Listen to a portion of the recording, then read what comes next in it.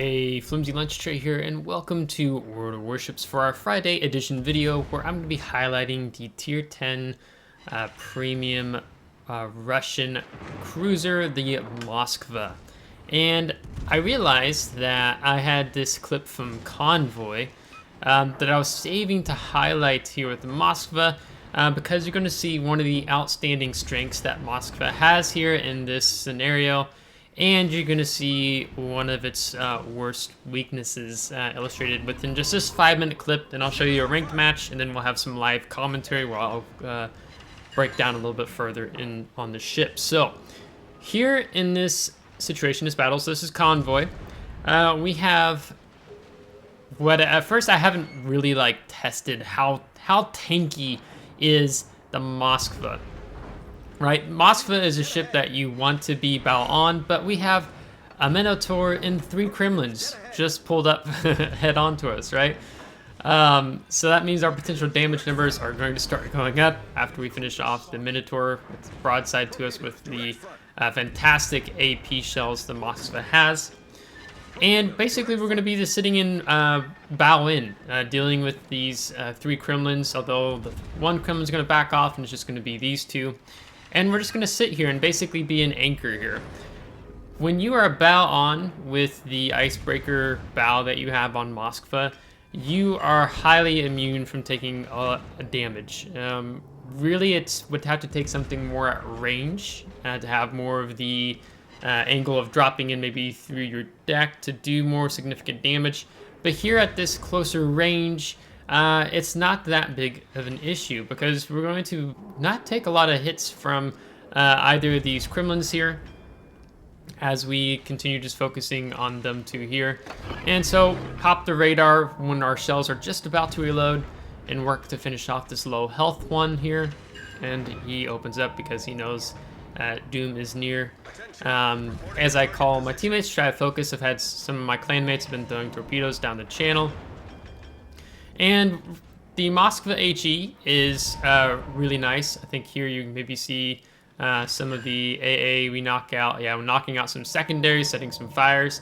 But when you also have enough angle, like we just switched to the AP here, or enough side, I should say, you can do decent damage with the armor piercing. So there you can see the Kremlin did no damage to me there. Let's see if this salvo hits anything. No, it's a miss, even at that close. So you can really be trollish with the Moskva in these bow-in tanking situations here, right? The biggest threat that I have to be mindful of with the Moskva is my sides. You have a very vulnerable side, very vulnerable citadel if an enemy ship catches your side enough. So, for even a Des Moines, something that has improved penetration angles, can really put the hurt on you quite quickly. But even cruisers or battleships, close range, mid-range, long range, more battleships per se at long range, can really punch through your citadel and take your health rather quickly. And that's actually going to see coming up here shortly. But we have this, I believe it's a Shimakaze, who's working the flank here, and he's trying to get these torpedoes onto me. So that's something that I have to be very mindful of. So I have to stay in this forward position here, working alongside this island. And you're going to see this Shimakaze player basically just tries to keep circling to get around behind me. If you notice over on the F1, there's a golden, the golden lion. Don't know how to properly pronounce that Dutch ship in how it should be. But here you can see Shimakaze is coming around. But that Golden Lou was at F1, and now he's just popped up on my side. So we're going to be taking a hit from him here in a moment. When we're zoomed in on the Kremlin, it's not going to do a lot of damage. Yeah, it's right there. And then I realize, hey, something just hit me on the side, and I see it's that Golden Lion on my broadside. So this is a terrible situation. So now I'm like, wait, do I accelerate? Do I go ahead and go in? And we just take a massive hit there. Where basically, if I would have known it ahead of time, I mean, he kind of popped up last minute. We'll try to rush in and ram that Kremlin. So you are very strong. The huge strength is being bow in on enemy targets. Your weakness is that massive citadel that showing broadside to anything really gets you punished. And especially, I'll talk about when I do the live commentary, I haven't done it yet. Positioning early on is really important. And I'm going to save that comment for later, but positioning early on in the match is really important because of how poor your concealment is. It's got one of the worst concealments, per se, for a cruiser, tier 10 cruiser. And you can just really get wrecked quite easily if you're not paying attention early on in the match. So here I am in a ranked match that I had last night. So I'm actually recording this video on Thursday. And I was debating, do I want to stay back at that island as I slowed down past there, or do I want to go ahead and push up to the next island? And I decided, you know, it's ranked, it's only 6 versus 6. Maybe if it was a randoms, I would chill back there for a little bit. But I decided, you know what, I'm going to go ahead and push up and get closer here. And so we were able to catch this Hayate out. And so we're going to be using our shells. We do take a citadel there from across the map. So we're going to instantly pop the hill. Again, if you're showing too much side, you will be punished for it. And we're going to go ahead and get turned in. We're going to switch to the armor piercing as we have an enemy Moskva actually across the side of the map. And we're going to be able to shoot him while undetected. A little bit of a crook there on the island. And I'm noting that Petropavlovsk is pushing up. So if he does decide to come around the island, I'm prepared for it. And there we go, we get a citadel on the Moskva. So even at range, right? We can do pretty nasty damage with these AP shells. These AP shells, their shell travel time velocity is definitely higher than Des Moines, and it's even faster than the Stalingrad shells. So these shells really book it across the map. So when you play, I was hopping back and forth between Des Moines and Moskva, so I had to keep adjusting to the shell travel times each time. Here I've popped hydroacoustic search one in case the Hayate dumps any torpedoes. I don't want to back out behind the island. I need to stay up here close to the island so I don't any potential torpedoes he's fired at me. I'm keeping the AP loaded. And I also piped the hydroacoustic search because I want to see what this Petropavlovsk is going to do here. Is he going to come around the island, or is he just going to sit there? And I'm already positioning myself. If he decides to YOLO around, I'm basically going to reverse my rear into the island. Reverse to my right. And I was trying to figure out, maybe I should try to get that third turret off to the port off to the left. I'm going to get that far. So I fire, and now Petropavlovsk decides he's going to come out here. So guns reloaded. Just 2 penetrations there. And we're going to make sure that our turret traverse is not terrible at all by any means in the Moskva. But we are going to, as we do force it is there, we're going to make sure that we can keep up and we don't have any time. And then he decides to slow down here. Him coming around on me like this means he's showing a lot of side to my Thunderer in the back. But we're going to get the first blood here, and we're going to activate a talent, which I do not remember what it's called here. As we were running Kuznetsov here on the Moskva, and we're actually going to activate both of his talents here in this battle. And when you run him on the Moskva, I mean, really any Russian ship, you're just really OP. He's probably one of the best unique commanders that you can pick up for the 175,000 coals, 75,000 coal, just because of his talents. If you get the first blood, or if you get really close to dying, it's like will to victory or something like that. I don't remember what it's called. I'll have to look. But here we have Hade. He's behind us. He's been playing really close despite us having being a radar cruiser, so that's been kind of surprising to me. I'm trying to see... Okay, so we have a Kremlin who's nose in an island. We have GK pushing up, and then there's another GK further out down on the 6th line. So I'm like, I don't necessarily feel comfortable to just continue sitting here in case if he's dumped torpedoes. That will not be good for my health. But I can't just come around this island broadside onto the GK because he will just instantly be able to death strike me. So we're just going to sit here for a little bit. I don't think he's fired any torpedoes yet. But we're going to switch over to the armor piercing and just decide when's the time to make our next move here. So we are lit by the hydroacoustic search from the GK. So the Hayate is going to be able to keep shooting us, so I decide, you know, enough of that. let's just go ahead, there's possible torpedoes on the right. Let's go ahead and move up, and we'll keep that island between me and the GK while I engage this GK in front of me. The Kremlin is still behind the island, and he's not a threat right now, right? So I'm trying to isolate these one-on-one engagements. Ideally, when you're playing World of Warships, whenever you can isolate one-on-one engagements, that's the best versus multiple ships attracting attention to yourself. Because Moskva, most like any ship in the game, if you got a lot of enemy ships focusing you, you're not going to last very long, even if you're a tanky ship, something like the Moskva or a Kremlin, as an example. So we're going to keep the armor piercing loaded here. No, I'm not aiming really low towards the waterline. I'm aiming more on that upper armor belt along the side of his ship here. The GK has a weakness in the sense of it has poor turret firing angles, so he's gonna have to show me a lot of side in order to get all the turrets off on me, guns firing on me. So that is not a big deal to me, and so we get to expose that weakness here, unless he decides to completely turn away. But so far, he hasn't. 3 fires get set, so now we're gonna go ahead and use our damage control party. He takes a hit there from someone, and he goes down to Schlieffen some fire. Now, the Kremlin finally has moved out. I'm not sure if he got hung up on the island or what exactly, but I'm going to try to fish around here for the Citadel on the Kremlin. I'm not sure if I'm close enough to be able to punch through to hit it. Note, we're still keeping that island between us and the GK on the 3-4 line. And here, we activate Kuznetsov's other talent. I can just put it in beneath here. But it helps... If there's a flood, fire instantly done away with. We have repairs done in progress. You can see the heal, and now I'm adding another heal on top. And also the dispersion of enemies shells attacking my ship is worsened. So I'm having a hard time punching through, trying to get that Citadel. So I just go for his stern there, because I know we can punch through that quite easily, and we're going to be able to pick up the kill.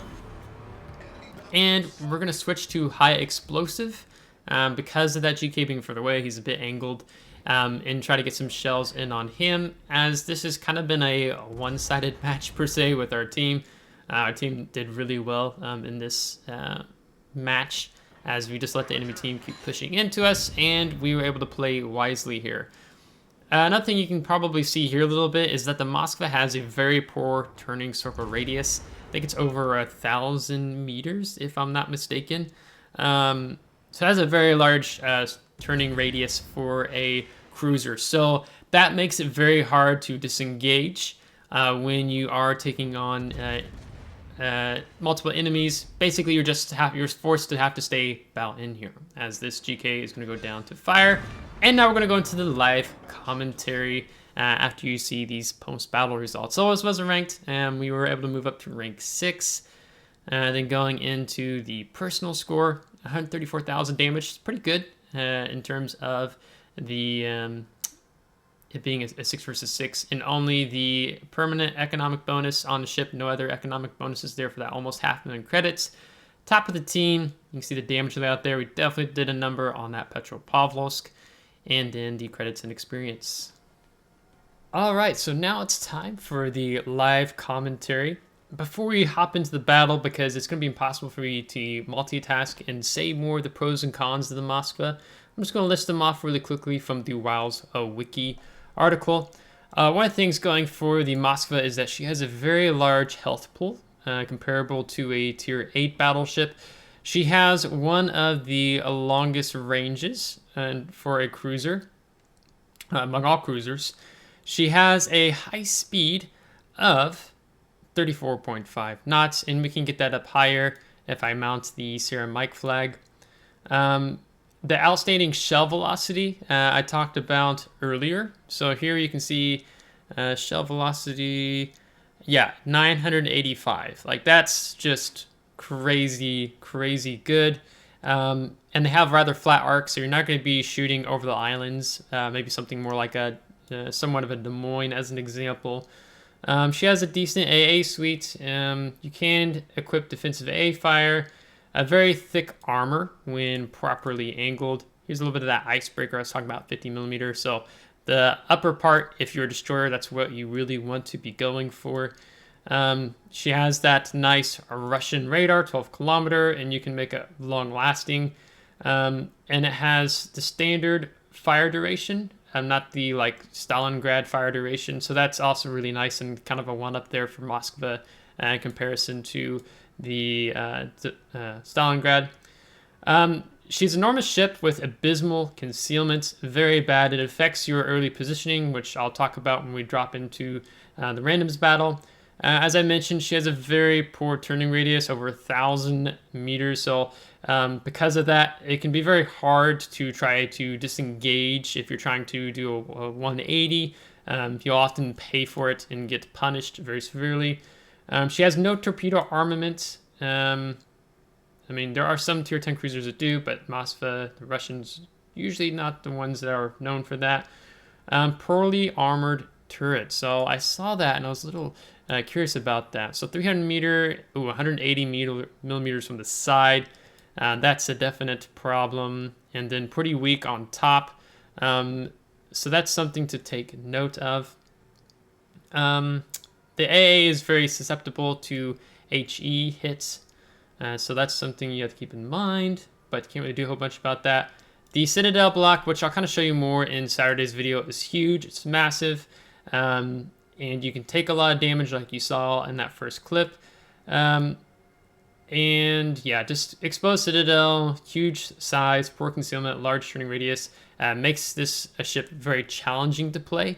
Maybe in comparison to other tier 10 cruisers in the game. She definitely has a different feel, so it's taking me a little bit of time to adjust and get used to her. This is what I currently have equipped on the ship, if you are curious to know that.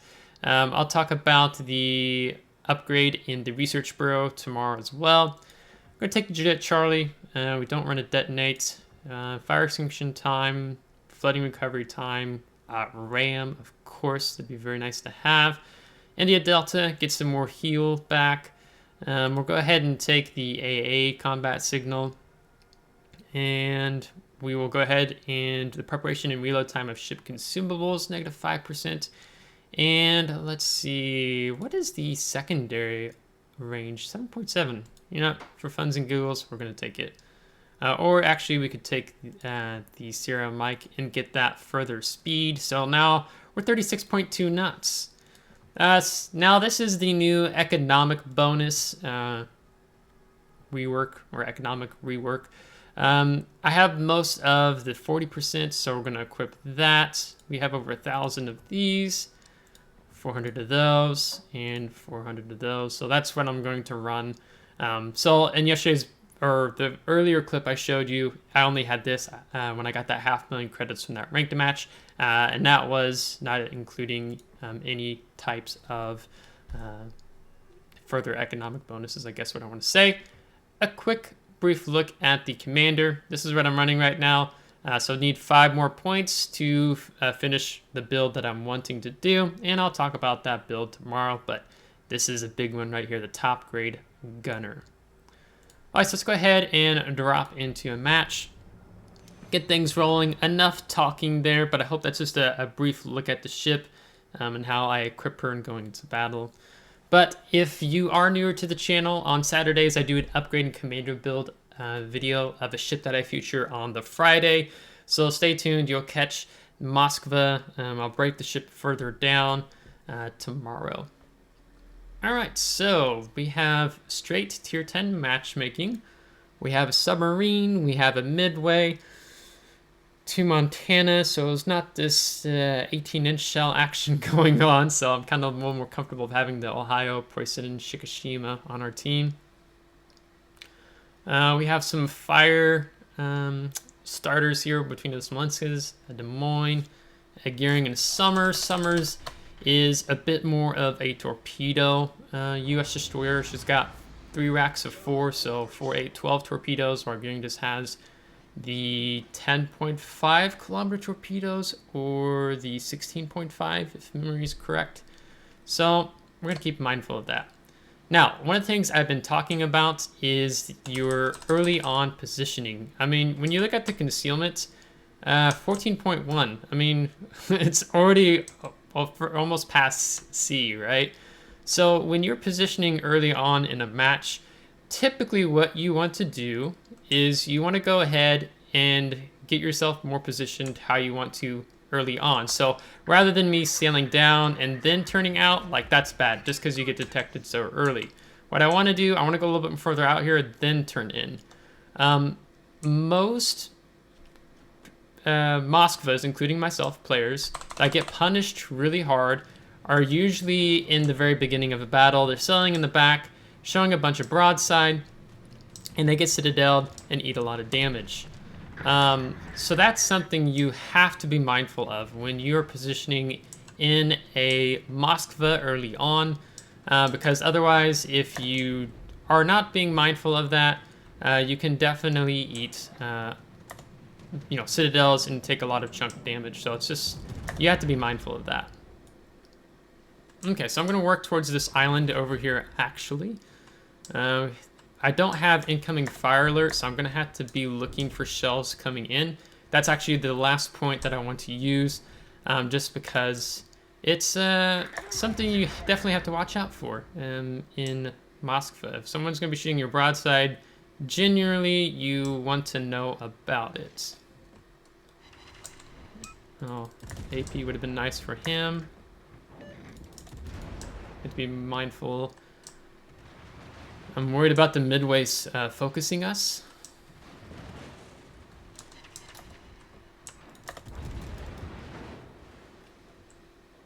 It's almost 250,000 potential damage. And there it is. Montana's chilling. Alright.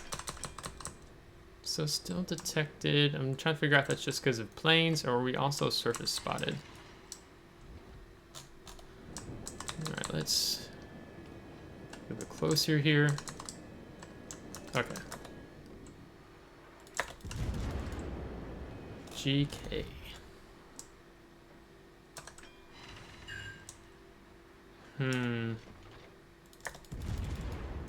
Let's just go ahead and burn a radar. Okay, there's the Summers. And their submarine is in Bravo. Not too worried about trying to use the heal yet.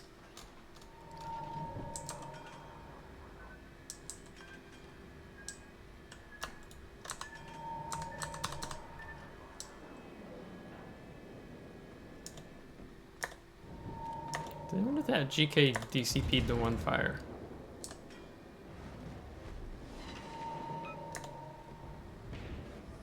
Okay, now we're going to go ahead and use the heal. I'm aiming more at his turrets because I want to hit the upper part of the superstructure. Okay, so someone's being able to lob some shells over the island slightly at us. It looks like this GK is going to actually yellow in. Okay. So, yeah, Schlieffen's pretty low.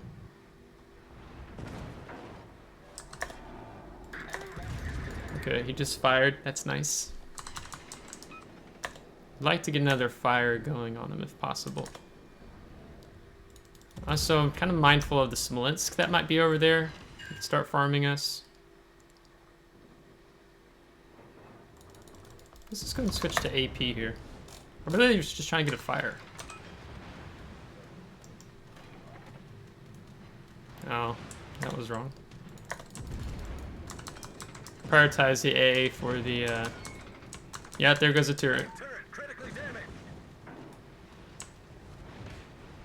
I hope he doesn't just hover there. Okay, so we're gonna actually nose back up on the island because we do not want to be super close. Okay, let's go to the fire out. We've gone dark. What we're gonna want to do is try to get another heal off here. So we're gonna re-accelerate forward because you can see that Smolensk was still firing. Yeah. Let's see.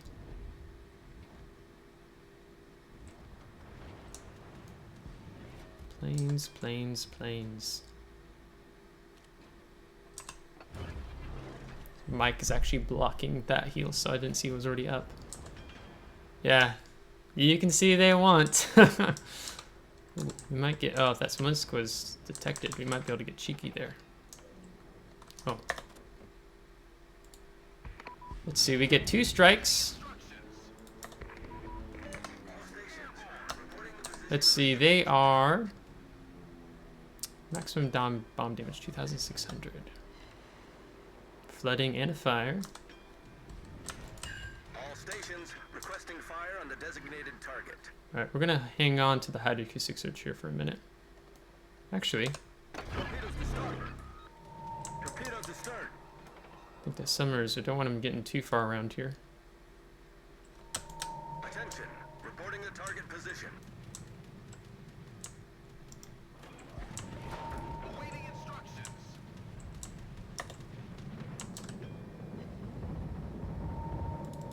Gonna aim a bit out in front of him. Not a big deal with him trying to drop us head on. Confirmed penetration.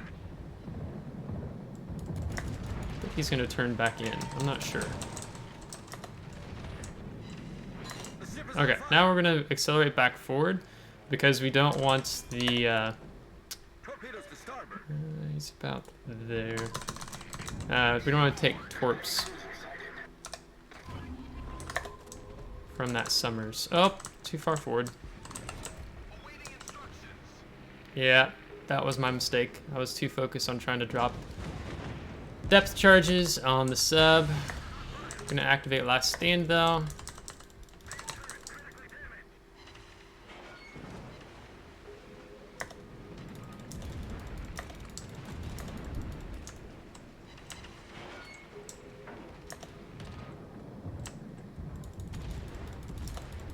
I'd really like to try to get rid of him.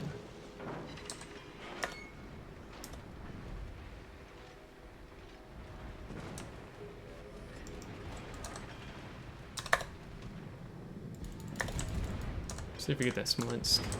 Ooh. Enemy destroyer detected.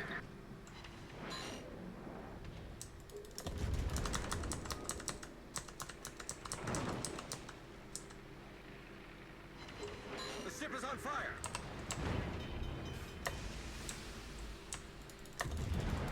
Alright, so let's see if we can chill. Problem solved. Keep getting lit by planes. Torpedoes dead ahead. This is not good for our health, comrade.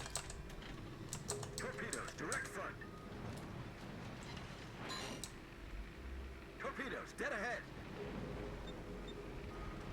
Here goes Smolensk. This is probably a time. Well, we have a lot of team here, but this feels like we've been focused a lot, you know? Okay. Gotta stop setting us on fire. The ship is on fire. Those were blind shots, too. We've already used Kuznetsov's talent, so we're not going to be activating that again. Okay, he's about to leave Starboard. our... Yeah, concealment radius, so I'm not going to shoot. I'm going to hold fire. And we're just going to simply accelerate forward again. Let's go ahead and pop Hydro. Let's figure out where the sub is. Looks like I caught him just in time.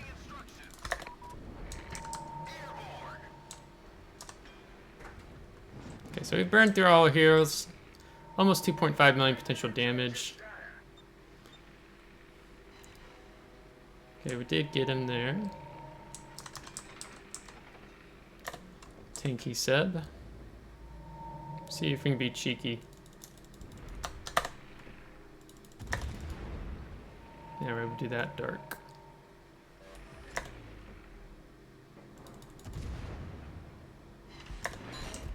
Oh no. Okay, now we're dark.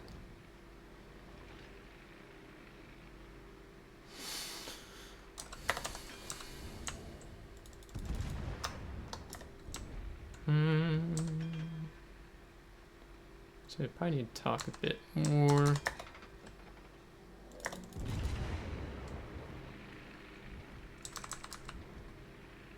Yeah, our sub's gonna go down.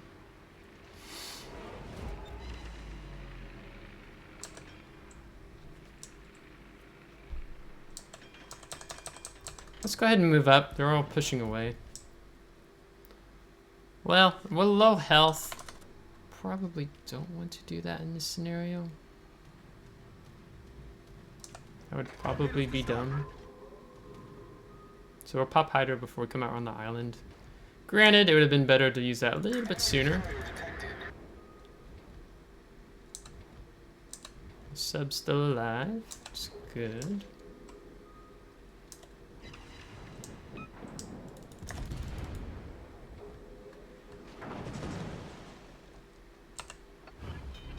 I probably actually could have waited a little bit longer, but it's alright. Switch back to AP. We're just going to go ahead and just take a guess there, take a gamble.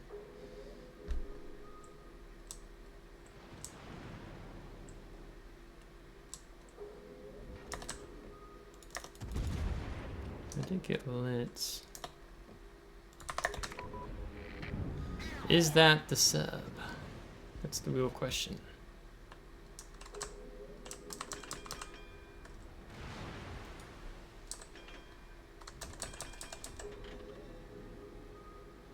Yeah, with this low of health, we really have to play passive.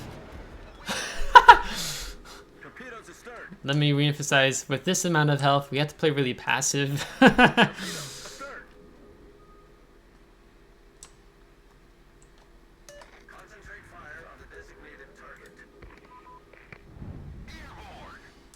Pretty sure that subs moved down the mid area. I don't know. It's hard saying. Whatever I do now, I have to be very cheeky about it. I want to contribute more.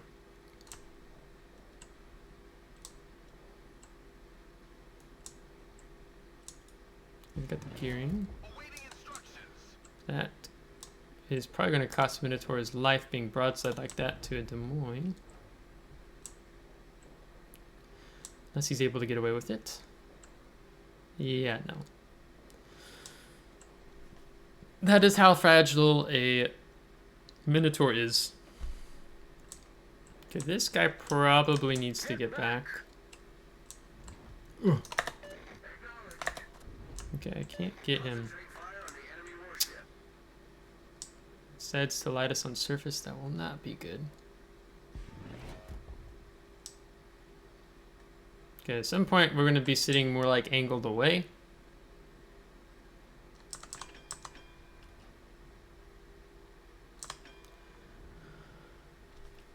Because just one hit is all it's going to take to put us out of the game.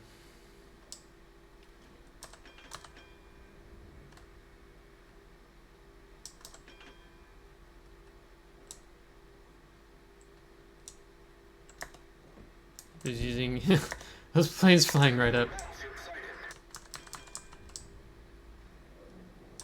At this range, let's just go and switch to HE. That Smolensk is dead. Oh. He's, yeah. Not close enough.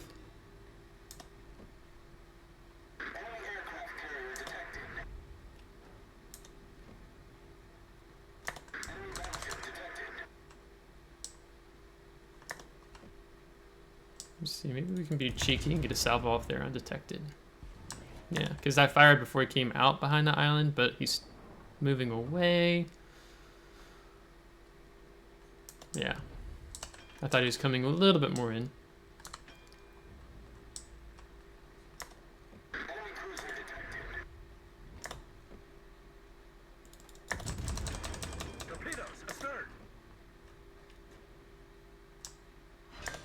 Okay. He was the only thing detecting us, so killing him was good for our health. Oh, Slava. He got a shot off. He was very quick on that. Oh, let's turn away. That was for if we were moving. So right now, it's just important for us to try to retain our health. Or be alive so we don't give the enemy team the points exchange, right?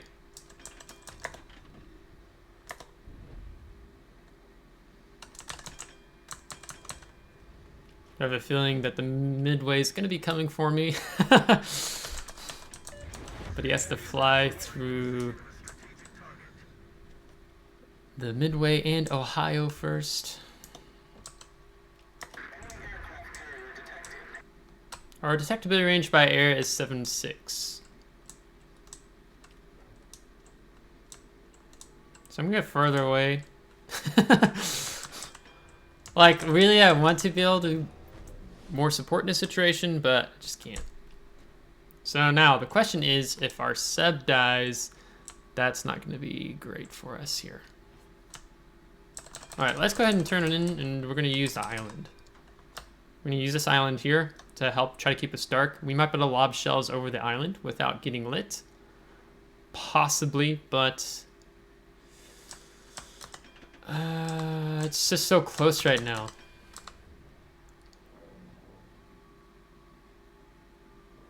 It's so close right now. Because I don't want to just recklessly get close in and cost our team to win. If we are able to sustain this comeback. Our Bilal's really close. Like, that's really uncomfortably close there. I wonder if he's lit. I hate playing passively like this. I just feel like I'm not being useful to my team right now. But see, these guys have a lot of health, and they both have 40-second cooldowns on the repair party, so like that's really good. It's really good for them.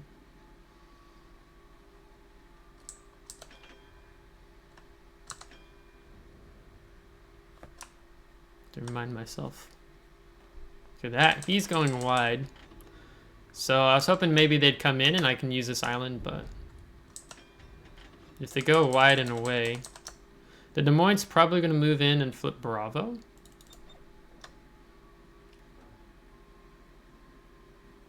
And we need that cap.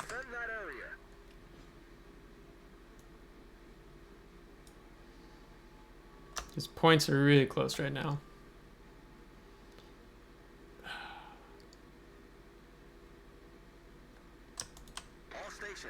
Reporting the position of a strategic target. Dang. You know what actually would have... see, it's rough because this low of health, like if I had more health, I would have been like to have been down here more so I could defend the cap. But with this low of health, it's just bad business. So we really need to kill at this point.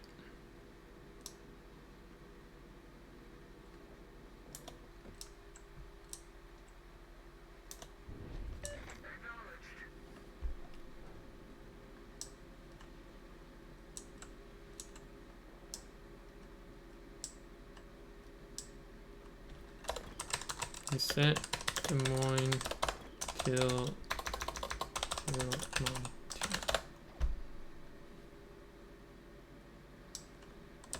Support the allied target.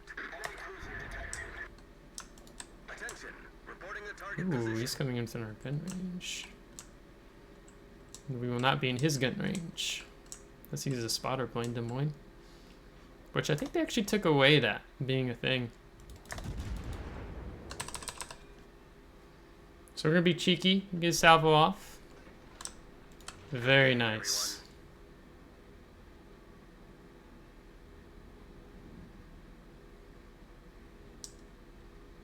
Should be very far from that Montana, 26.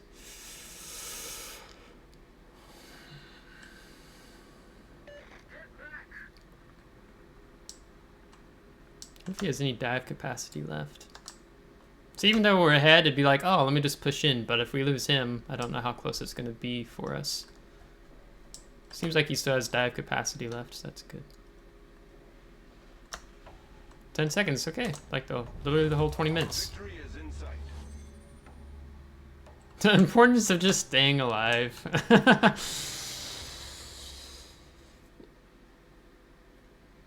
Well, I think that works. I think that works. Maybe I'll just go ahead and record and play another one too. Definitely worthy of a dreadnought. Third on team. Comps. He did good. He stepped up when he needed to. He moved away when needed to. So that was good. That was nice to see. So we ensured the sub kill there at the end. Sorry, grumpy old guy. But yeah, overall, pretty nice match in general. Average, not too shiny and not too poor. So just kind of illustrating a little bit more of Moskva here at work and utilizing, her tanky ability, but also knowing when to wisely not push our luck when we have to disengage and just stay dark. It's really difficult for it's difficult for myself just in that situation not to continue shooting and trying to be a part of the battle. But when you have that low of health, even when we had the 6,000, but 627 health, it only takes one overpin to kill us there, or a CV hunt us down. So we're really just trying to help ensure our team has that much additional points bonus. So our contribution to our team there at the end was just staying alive. So if something worse were to happen, we'd have a still a bit of a points gap versus, let's say, for example, the Bilal and myself both died. That wouldn't have been good and would have been a loss for our team. So just have to play at range, play at distance there. So tomorrow we'll be doing the upgrade commander build on the Moskva, so make sure to stay tuned for that. We'll look at our upgrades, modules, consumables. I'll talk about the commander skills, what I'm going for, and maybe some different possible builds there. So if you liked today's video, make sure to give a thumbs up. If you didn't, give a thumbs down. Subscribe if you do want to see more. If you're subscribed, thanks so much. Really appreciate it, as we're on our way to 1,000 subscribers, and we'll be having a 1,000 subscriber giveaway. We'll be giving away the USS Kid, 30 days of premium in 3 different sizes of doubloons, gifts. So make sure to be a part of that when it does happen, because I am really looking forward to it, and I hope you are as well. So until next time, take care.